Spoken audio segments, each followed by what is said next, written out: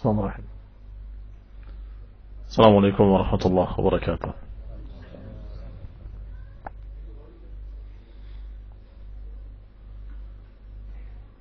Innal hamdalillah nahmaduhu wa nasta'inuhu wa nastaghfiruh wa na'udzu billahi min shururi anfusina wa min sayyiati a'malina man yahdihillahu fala mudilla lahu ومن يضلل فلا هادي له وأشهد أن لا إله إلا الله وحده لا شريك له وأشهد أن محمدا عبده ورسوله صلى الله عليه وعلى آله وأصحابه والتابعين وتابع التابعين ومن تبعهم بإحسان إلى يوم الدين.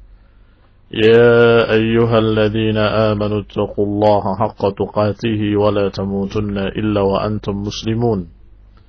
يا أيها الناس اتقوا ربكم الذي خلقكم من نفس واحدة وخلق منها زوجها وبث منهما رجالا كثيرا ونساء واتقوا الله الذي تساءلون به والأرحام إن الله كان عليكم رقيبا. يا أيها الذين آمنوا اتقوا الله وقولوا قولا سديدا يصلح لكم أعمالكم ويغفر لكم ذنوبكم ومن يطع الله ورسوله فقد فاز فوزا عظيما. أما بعد فإن خير الحديث كتاب الله وخير الهدي هدي محمد صلى الله عليه وعلى آله وسلم وشر الأمور محدثاتها فإن كل محدثة بدعة وكل بدعة ضلالة وكل ضلالة في النار. إخواني في الدين أعزكم الله. kaum muslimin, kaum muslimat yang saya hormati, sudah sepintas kita sampaikan bahwa jalan menuju jannah bukan jalan yang mulus. Di sana ada syaitan yang bersumpah di hadapan Allah untuk menghalangi manusia. Bahkan menyatakan akan mendatanginya dari depan, dari belakang, dari kiri dan dari kanan. Yang tentunya akan menjadi halangan dan tantangan bagi setiap orang yang ingin menjalani jalan yang lurus. Dan sudah diterangkan bahwa iblis menggoda dari depan, di antara tafsirnya adalah meragukan akhirat. Menggoda dari belakang, mengindahkan dunia. Sedangkan menggoda dari kiri dan dari kanan, menggodanya dengan syubhat, dengan tipuan-tipuan, digambarkan bahwa jalan menuju surga adalah ke kanan, atau digambarkan bahwa jalan menuju surga adalah ke kiri. Ini khonibina azakumullah. Tentunya orang yang akan meniti jalan yang lurus pasti akan menghadapi yang demikian. Akan menghadapi godaan-godaan yang meragukan tentang akhirat. Yang kalau kalah, na'udzubillah, bisa kufur. Bisa keluar dia dari akidah tauhid, akidah iman, akidah tentang kepercayaan dan keimanan pada surga dan neraka, pada hari hisab, hari perhitungan, hari yang kekal abadi di hari kiamat kelak. Akan hilang semuanya dan akan sirna. Na'udzubillah min dzalik, menjadi seorang yang ateis, seorang yang tidak percaya pada apa yang Allah persiapkan yaumul akhir. Padahal Yahudi, Nasrani dan yang sejenisnya dari agama-agama samawi, mereka percaya adanya jannah dan nar. Tapi berarti orang ini keterlaluan. Kafirnya kafir yang sekafir-kafirnya itu ateis, tidak percaya lagi kepada Tuhan. Tetapi kalau dia istiqamah dan beriman kepada Allah dan hari akhir, maka dia akan menjalani jalan yang lurus dengan mantap, dengan tegar. Tidak goyah dengan peraguan-peraguan. Tidak goyah dengan tasykik.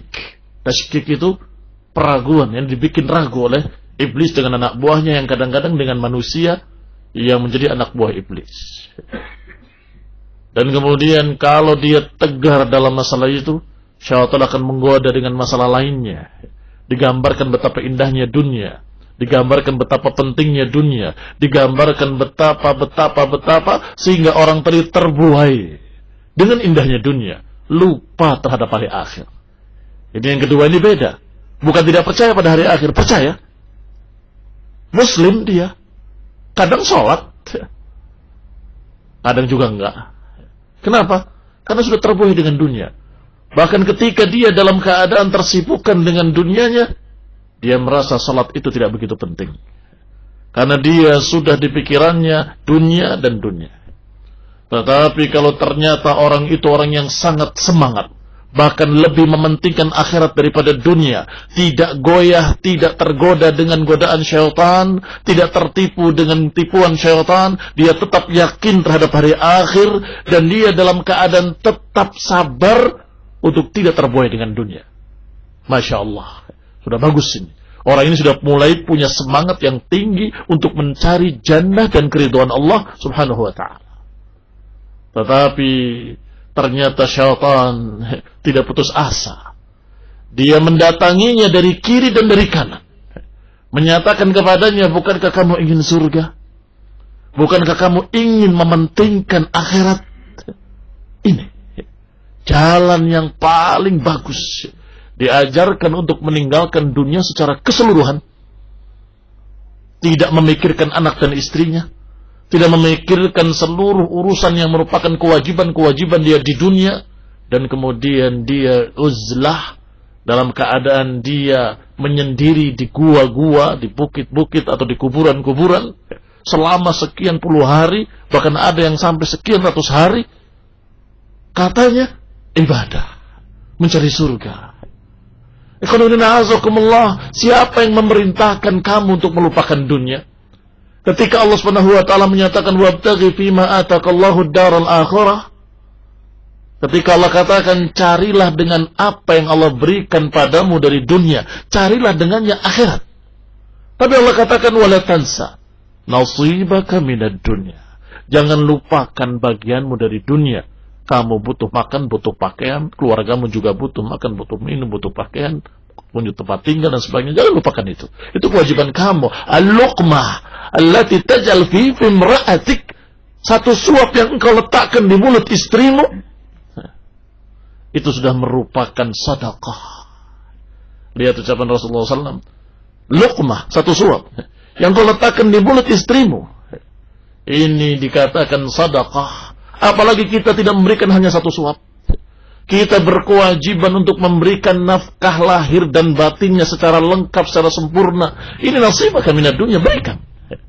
Inna li jasadika 'alaika haqq, wa inna li badanika 'alaika haqq, wa inna li ahlika 'alaika haqq. Sesungguhnya di samping punya kewajiban kepada Allah, kamu punya kewajiban yang harus ditunaikan kepada dirimu sendiri, badanmu, dan juga pada keluargamu. Ada semua hak-hak. Fa'ati kullati haqqin haqqahu. Maka berikan masing-masing dengan hak-haknya. Hak Allah untuk diibadahi, hak Rasul untuk diikuti dan diteladani, dan hak para ulama untuk kita minta bimbingan mereka, dan haknya para keluarga, istri dan anak-anak untuk kita berikan nafkahnya, lahir dan batinnya. Dan juga hak-hak lainnya, ada hak tetangga, hak sesama muslim, berikan hak-hak masing-masingnya. Maka mereka yang tadi katanya ingin cari surga, kemudian menyendiri, meninggalkan istri dan anak-anaknya, diterlantarkan begitu saja, tidak diberi nafkah, tidak diberi santunan, tidak diberi bahkan kesempatan untuk bicara, tidak ada. Dia pergi dan kemudian semedi di gua, cari wangsit, cari wisik, katanya, bisikan-bisikan gaib. Dari mana itu? Dari Allah. Tidak ada nabi setelah Rasulullah SAW. Enggak ada Rasul setelah khatamun nabiyyin. Setelah nabi terakhir, enggak ada lagi wahyu, enggak ada lagi nabi. Kalau kamu merasa bisa mendapatkan wahyu dari Allah, berarti kamu merasa jadi nabi. Walaupun wahyunya diganti namanya menjadi wisik, atau diganti namanya menjadi wangsit, atau sejenisnya, atau diganti dengan lafaz apapun, maknanya kamu mengaku mendapatkan dari Allah wahyu. Dan ini sesat, kasihan. pengennya surga, tetapi sesat. Sebaliknya, ada yang dibisikkan kepadanya, kamu ingin jannah, ingin surga, kamu harus jalan-jalan ini. Itu mereka yang maksiat-maksiat itu, bunuh saja mereka. Betul. Langsung terpikir dia. Karena semangat yang berapi-api, ilmu kurang. Maka dia semangat menyatakan kalau begitu sikat habis mereka. Mulai dia menumpahkan darah kaum muslimin dengan alasan zalim, dengan alasan kemaksiatannya, dengan sekian banyak alasan. Yang kata mereka kafir. Berbuat zalim kafir, berbuat tidak adil kafir, berbuat dosa kafir, halal darahnya, kafir halal darahnya, sampai dia menjadi na'udzubillah manusia-manusia yang haus darah. Yang senang, yang berbau-bau darah. Apakah agama Islam mengajarkan demikian? Tidak. Coba ditanya anak-anak muda tadi, kamu itu cari apa? Dengan bikin teror sana, teror sini, meletakkan bom di sana, bom di sini, cari apa? Saya yakin jawabnya cari surga. Bahkan ada yang memberikan wasiat, kalau kalian dengar suara saya ini berarti saya sudah di surga. Masya Allah. GR. Ini menunjukkan kalau mereka harapannya surga. Tetapi ternyata dia walaupun keyakinannya Masya Allah mungkin, juga dunia sudah bisa ditinggal kalau dia lebih mementingkan akhiratnya. Tetapi ternyata jalannya belok ke kanan, belok ke kiri. Yang satu tadi sufi yang saya contohkan, sampai menterlantarkan keluarganya, padahal wajib hukum yang memberikan nafkah pada istri, dia tinggalkan begitu saja. Alasannya ibadah. Sufi. Yang kedua, golongan yang na'udzubillah menghalalkan darah kaum muslimin dari kaum khawarij, para teroris. Semua mengharapkan jannah. Dan masih banyak lagi kesesatan-kesesatan dalam bentuk lain. Ada yang ke kiri, ada yang ke kanan. Ada yang ifrat, ada yang tafrid. Ada yang ekstrim kanan, ada yang ekstrim kiri. Semuanya berlebihan. Padahal mereka, para ulama, menyampaikan nasihat-nasihat yang hampir sama. Dari mulai para sahabat, para tabi'in, dan pengikut mereka seterusnya. Di antaranya ucapan Abdullah bin Mas'ud radhiyallahu ta'ala anhu, Iyyakum wat-tabaddu', iyyakum wat-tanattu', Iyyakum wat-ta'ammuq wa 'alaikum bil 'atiq. Kata Abdullah bin Mas'ud radhiyallahu taala anhu, hati-hati kalian dari mengada-adakan ajaran baru dalam Islam. Kebid'ahan. Wa iyyakum wat-tanattu', hati-hati kalian dari melampaui batas dalam agama. Tadi melampaui batas. Yang satu melampaui batas dalam mengkafir-kafirkan orang, yang satu melampaui batas dalam sampai meninggalkan dunia secara keseluruhan. Dua-duanya tanattu'. Kata Ibnu Mas'ud, iyyakum, hati-hati kalian dari tanattu'. Wa ta'ammuq, yang ketiga, hati-hati dari ta'ammuq. Ta'ammuq adalah berdalam-dalam pada satu masalah yang tidak diajarkan, yang tidak diperintahkan, yang tidak disuruh. Itu ta'ammuq. Iyyakum wa ta'ammuq. Ini yang ketiga. Hati-hati kalian dari ta'ammuq. Yani hati-hati kalian jangan membahas-bahas perkara yang tidak perlu. Memikirkan tentang zat Allah kayak apa ya, seperti apa ya. Enggak diperintahkan. Kalau dibahas-bahas, maka kamu merupakan orang yang ta'ammuq. Yang kata Abdullah bin Mas'ud, jangan ta'ammuq. Jangan membahas apa yang tidak perlu dibahas. Maka kita katakan saja, wallahu a'lam, Allah yang lebih tahu. Kalau disebutkan dalam Quran dan Sunnah, sifat-sifat Allah kita terima. Allah sifati dirinya dengan sifat mendengar, sifat melihat, kita imani. Sesuai dengan keagungannya. Allah sifati dirinya bahwa Allah Subhanahu wa ta'ala yaumul qiyamah menggenggam bumi ini dan menggulung langit dengan tangannya, kita imani. Kayak apa? Wallahu a'lam. Selesai. Agama Allah Subhanahu wa ta'ala menjaga akal-akal manusia agar tidak rusak. Sehingga apa yang tidak perlu dibahas, jangan dibahas. Itu bukan kemampuan nalar kamu. Alhamdulillah. Sehingga hati kita sehat, akal kita sehat. Pokoknya kata Allah, bahwa wal ardu qabdatuhu yaumal qiyamah was samawati matwiyatun biyaminih. Bumi ini dalam genggaman Allah dan langit digulung dengan tangan kanan Allah. Ayatnya begitu. Maksudnya apa? Ya maksudnya begitu. Enggak, maksudnya bagaimana? Maksudnya Allah berfirman di bahwa yaumul qiyamah bumi dalam genggaman Allah dan langit digulung dengan tangan kanan Allah. Titik. Maksudnya bagaimana? Kata para ulama, tafsirnya adalah membacanya. Kayak apa? Ya kayak gitu. Maksudnya seperti apa? Kalau kayak apanya kita nggak tahu, kamu nggak tahu, semua manusia nggak tahu, karena zat Allah sendiri kita nggak tahu. Maka apalagi tangannya? Maka wallahu ta'ala alam, yang pasti nggak mungkin sama dengan makhluknya. Selesai. Gampang kan? Sederhana, bisa diterima oleh akal kita. Maka kata Ibnu Mas'ud, hati-hati, jangan ta'ammuk bahwa pintu takyif, pintu bertanya tentang kayak apa, itu pintu kesesatan. Kalau dibuka, akan terjerumus mereka dalam kesesatan. Kembali kepada pembahasan kita. Berarti dari kanan dari kiri adalah digoda dengan syubhat-syubhat yang seakan-akan itu jalan menuju surga, ternyata bukan. Dan ini yang digambarkan oleh Rasulullah sallallahu alaihi wa ala alihi wasallam, yang juga diriwayatkan oleh Abdullah bin Mas'ud radhiyallahu taala anhu, bahwa Rasulullah SAW menggariskan satu garis di tanah. Kemudian menyatakan hadza siratullahi mustaqimah. Ini jalan Allah yang lurus. Kemudian menggambarkan di kirinya, di kanannya garis-garis yang banyak. Kemudian menyatakan hadhihi subul. Ini adalah subul, jalan-jalan lain. Laisa minha sabilun illa wa alaihi syaitan. Enggak ada satu jalan pun kecuali di sana ada syaitan yad'u ilaihi. Kaum muslimin, kaum muslimat yang saya hormati, lihat. Digambarkan satu garis yang lurus, di kanannya ada banyak garis-garis, di kirinya ada banyak garis-garis. Kemudian dikatakan yang tengah inilah siratal mustaqim. Yang tengah inilah yang dikatakan hadza siratillahi mustaqimah. Kemudian Nabi membacakan ayat Allah Subhanahu wa taala, wa anna hadza sirati mustaqiman fattabi'uh.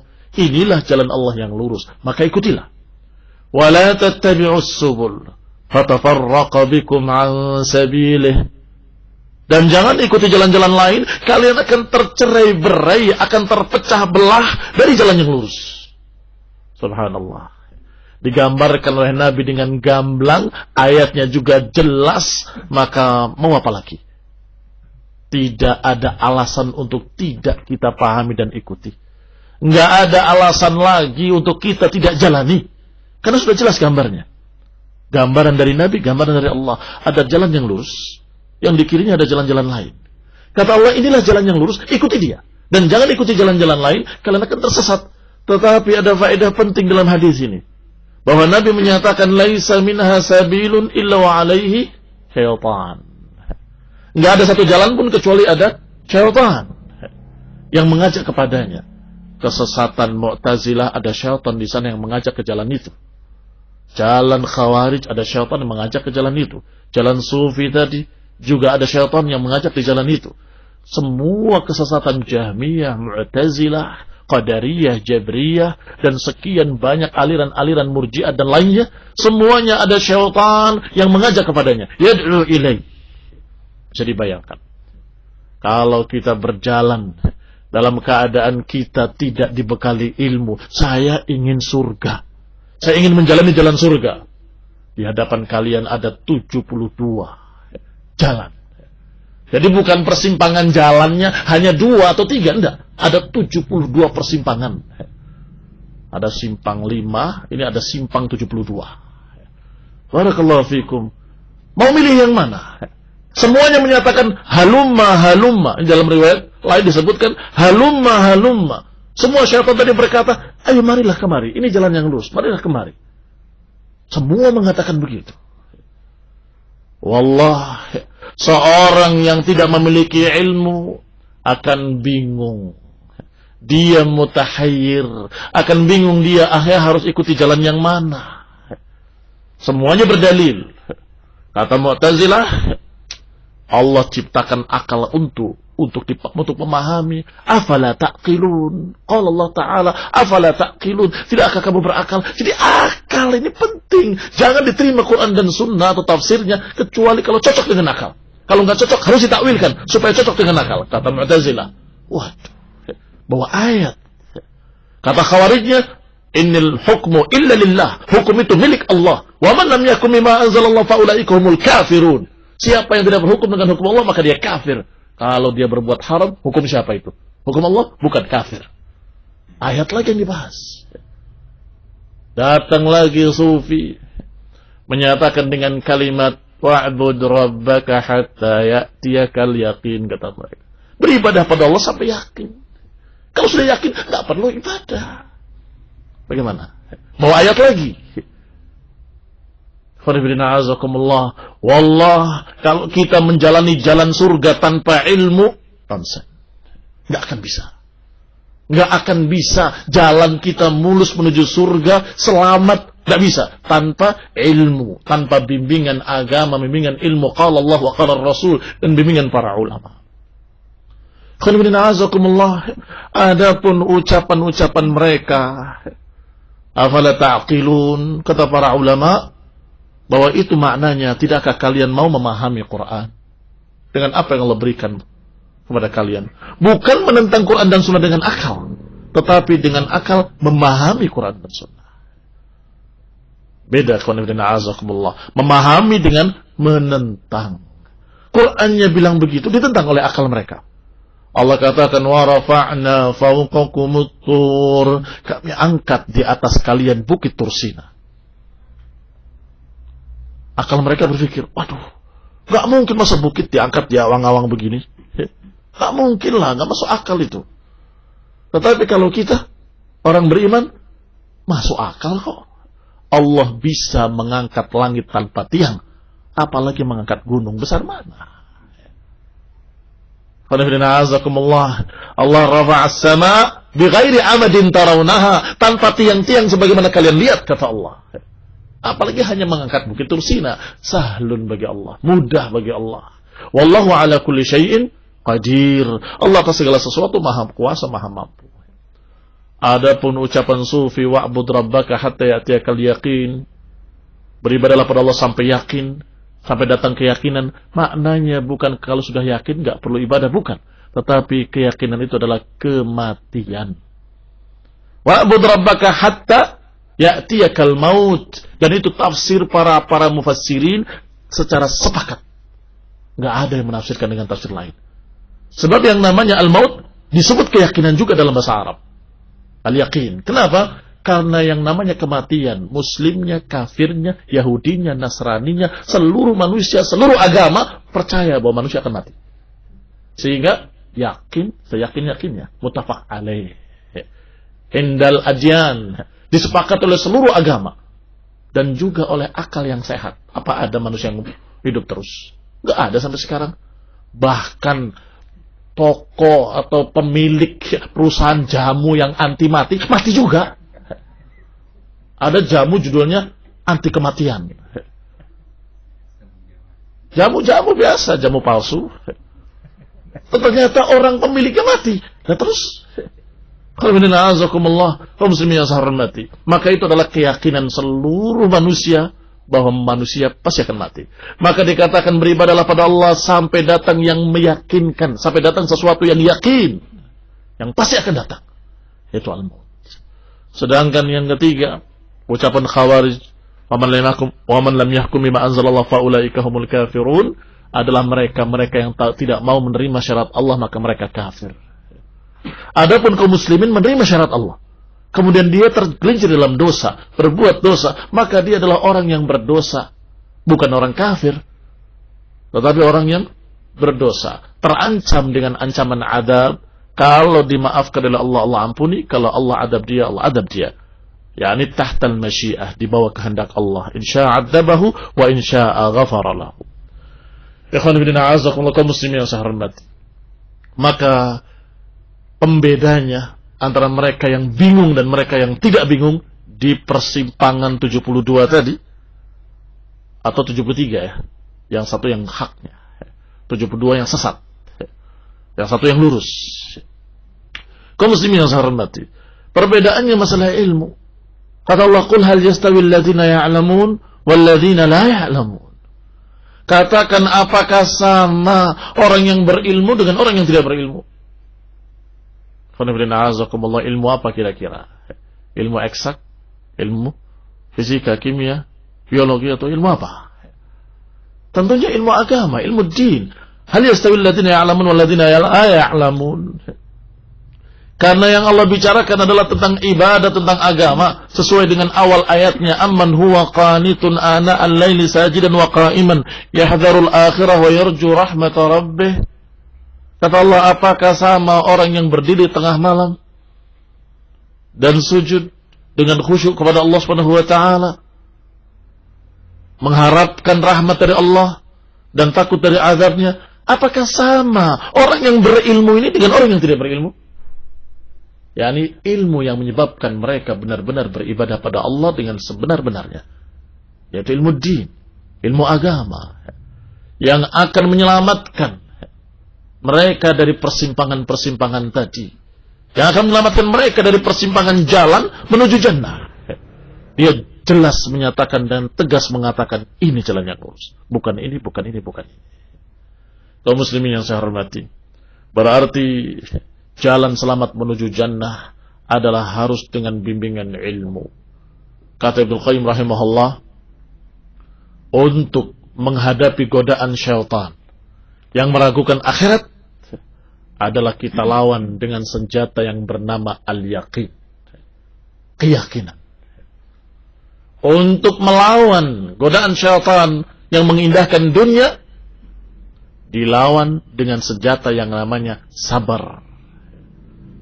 Dan untuk menghadapi serangan-serangan syaitan berbentuk syubhat-syubhat, harus dihadapi dengan senjata yang namanya ilmu. Sehingga ketika mereka mengucapkan tipuan-tipuan, dia tahu, ini penipu, ini mubtadi' ba'al, ini seorang yang sesat dan menyesatkan. Ayatnya tidak begitu, maknanya bukan begitu.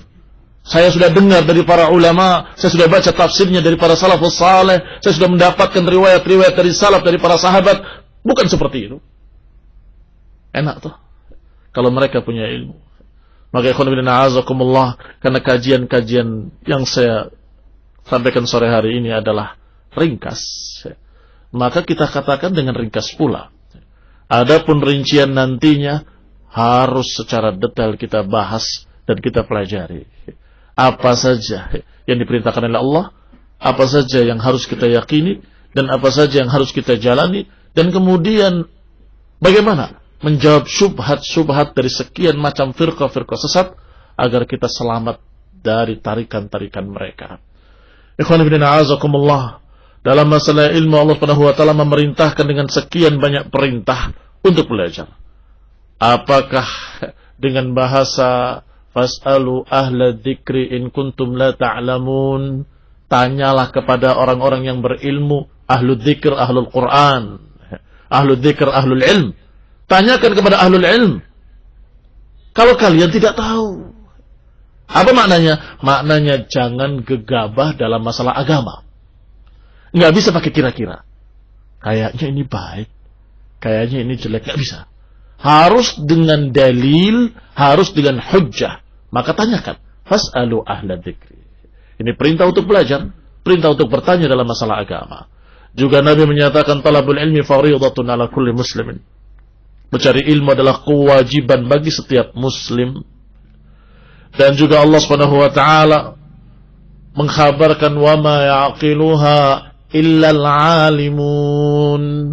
Enggak akan bisa memahaminya kecuali al-alimun. Siapa al-alimun? Orang yang berilmu. Jangan sampai kita menyesal yaumul qiyamah. Jangan sampai kita ketika melihat neraka dan kita terancam dengan adab tersebut baru kita menyesal. Lau kunna nasma'u aw naqilu ma kunna fi ashabis sa'ir. Coba kalau dulu saya dengar, kalau dulu saya mau memahami, niscaya saya nggak akan berada di neraka sa'ir ini. Penyesalan yang Allah gambarkan. Orang yang masuk neraka sa'ir, mereka berkata, lau kunna nasma'u aw naqilu. Duhai kiranya kalau kami dulu mendengar dan memahami. Mendengar apa? Memahami apa? Ilmu din, ilmu agama, ayat dan hadits, ilmu dari Allah Subhanahu wa taala dan Rasulnya, ilmu yang membimbing kita untuk menjalani dan meniti jalan selamat menuju jannah. Coba kalau kami dulu mendengar, coba kalau kami dulu memahami, yakni mau mendengarkan kajian-kajian ilmu din, kajian-kajian akidah tauhid, kajian-kajian sunnah. Niscaya kami nggak akan ada di neraka saat ini. Itu penyesalan yang Allah gambarkan, yang Allah ceritakan. Yang maknanya hendaklah kita sebelum terjadi penyesalan, hendaklah sekarang nasma' wa na'qil. Mendengar dan memahami. Mendengar hujjah-hujjah, dalil-dalil dari Quran wa sunnah, mendengar kajian-kajian ilmu dari ahli sunnah, mendengarkan nasihat-nasihat dari para ulama, mendengarkan nasihat dan bimbingan dari mereka-mereka para ahli sunnah, para imam-imam. Ikhwan ibn a'azakumullah muslimin yang saya hormati. Siapa yang dikehendaki oleh Allah dengan kebaikan, dia akan terbimbing dengan ilmu. Berarti siapa yang tidak terbimbing dengan ilmu, berarti dia tidak dikehendaki dengannya kebaikan. Ini mengerikan, kaum muslimin yang saya hormati. Ini mengerikan. Dikatakan, man lam yuridillahu bihi khairan, man yuridillahu bihi khairan yufaqihu fid din. Siapa yang dikehendaki oleh Allah dengannya kebaikan, Allah akan faqihkan dia dalam agama. Berarti kalau difaqihkan dalam agama, berarti Allah kehendaki dia dengan kebaikan. Ini bedanya dengan perkara dunia. Kalau dia dikasih harta, berarti Allah kehendaki dia kebaikan. Tepat enggak? Tidak tepat. Kenapa tidak tepat? Karena betapa banyak orang yang diberi harta padahal dia kafir, murtad, orang yang menentang agama bahkan. Berarti Allah tidak menghendaki dia kebaikan dengan hartanya. Tetapi Allah kehendaki istidraj. Istidraj adalah mengulur dia supaya dia sampai mati dalam keadaan kafir. Na'udzubillah min dzalik. Berarti yuridu bihi syarran. Berarti Allah menghendaki baginya kejelekan dengan harta tadi. Tetapi kalau difaqihkan dalam agama, berarti orang tadi diberikan kepadanya kebaikan. Berarti ukuran Allah menghendaki dia kebaikan atau kejelekan, ukurannya ilmu. Kalau dia dibimbing dengan ilmu, berarti Allah Subhanahu wa taala menghendaki dia dengan kebaikan. Kalau dia tidak diberi taufik oleh Allah kepada ilmu, berarti orang ini tidak dikehendaki oleh Allah kebaikan padanya. Adapun dunia, macam-macam manusia dikasih dunia. Berbagai macam jenis mereka, yang baik, yang jelek, yang mukmin, yang kafir, yang dermawan, yang bakhil, yang pelit, semua dikasih rezeki oleh Allah Taala. Semua dikasih dunia. Berarti itu bukan ukuran. Jangan seperti apa yang Allah kabarkan dalam Al-Quran. Kalau Allah berikan kepadanya kebaikan, wa na'amahu, qala rabbi akraman. Kalau diberi kenikmatan-kenikmatan, orang tadi berkata, Allah memuliakan aku. Tetapi, kalau sudah Allah berikan kepadanya kesempitan, dan dikurangi rezekinya, dia berkata, Rabbi ahanan, Rabbku menyengsarakan aku, menghinakan aku. Kalah. Tidak sekali-kali. Itu bukan ukuran. Orang yang diberi harta bukan berarti dicintai oleh Allah.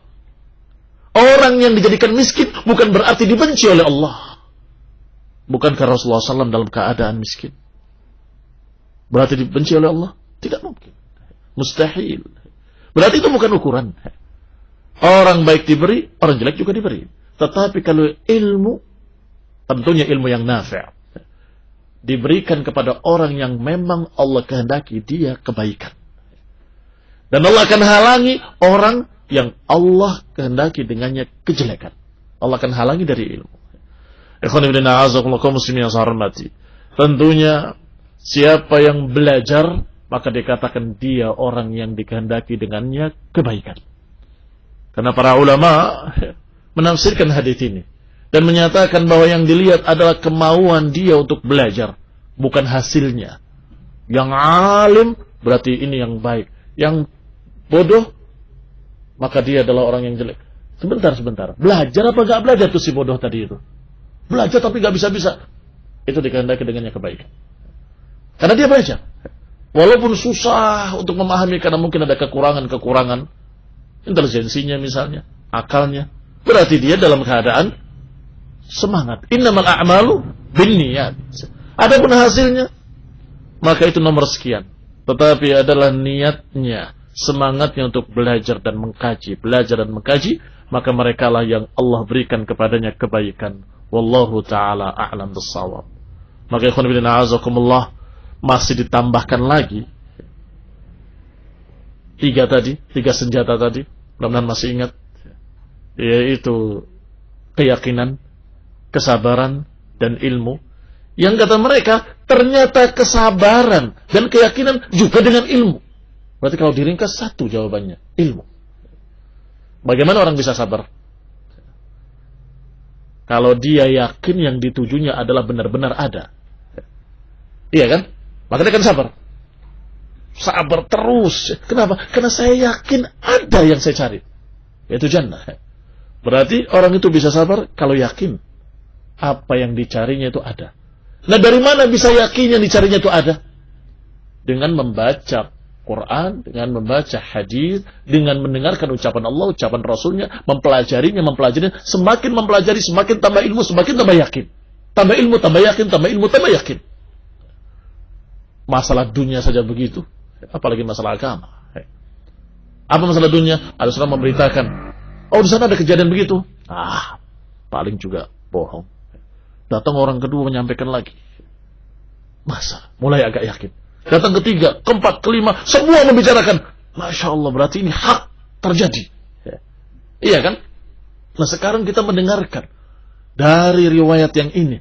Ternyata ada juga dari riwayat yang itu, riwayat yang ini, riwayat yang sana, riwayat yang semakin banyak riwayat-riwayat kita semakin yakin. Yang ternyata ayat-ayat ini datang bukan begitu saja kepada kita. Melalui riwayat-riwayat yang mutawatir. Apa itu makna mutawatir? Diriwayatkan dari banyak orang, ke banyak orang. Yang yastahil tawatu'uhu alal kadhibi. Yang tidak mungkin mereka merencanakan kedustaan dengan sama. Yang di Irak, yang di Mesir, yang di Yaman, yang di Hijaz, yang di seluruh penjuru dunia ini meriwayatkan riwayat yang sama. Apakah mereka bekerja sama? Sama-sama untuk, ayo kita rundingan, kita berdosa bareng-bareng? Tidak bisa. Ketemu aja enggak sebagian mereka. Yang di sana meriwayatkan, yang di sini meriwayatkan, enggak ketemu. Ternyata riwayatnya sama. Apakah bukan itu meyakinkan? Maka ketika kita membaca tafsir Al-Quran dari sekian para ulama, sahabat Ibn Abbas, sahabat fulan mengatakan seperti ini. Dan juga ternyata dikatakan yang berikutnya. Maka ini akan bertambah keyakinan. Berarti sabar akan bisa kita miliki kalau kita yakin apa yang kita tuju itu adalah hak. Dan kita yakin kalau kita mendapatkan ilmu yang cukup, semakin yakin. Berarti usikum wa iyaya bittaqwallah.